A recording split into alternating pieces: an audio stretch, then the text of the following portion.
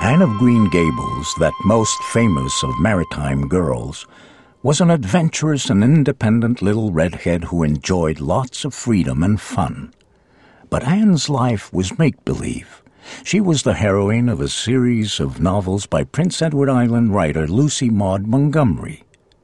For real little girls from prosperous and respectable maritime families, growing up in the late 19th century meant learning to accept limits in their lives. At home, at school, and in church, they were taught that their special role in society was to become wives and mothers, and to accept the fact that men made the decisions about public life.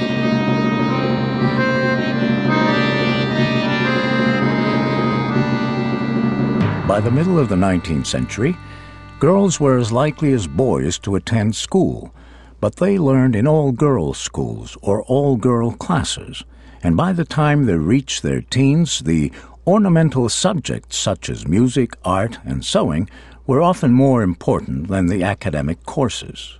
Middle-class maritime girls had to wait until the 1870s and 1880s before opportunities to study at university or college opened up to them.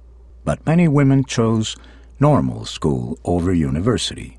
There they could train as school teachers, one of the only acceptable jobs for middle-class women.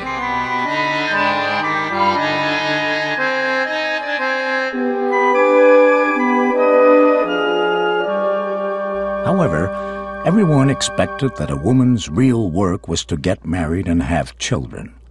Choosing a husband was an important step, and many of the novels for young women offered advice about finding the right man. After the wedding, young women were expected to give up their jobs and devote all their time to taking care of their homes, their husbands, and their children. Custom and law ensure that husbands handle all family business, including managing property brought to the marriage by the woman. Not surprisingly, by the 1880s, many educated maritime women were beginning to protest their lack of power in their society, and they became leaders in an emerging women's movement that today we call the first wave of feminism.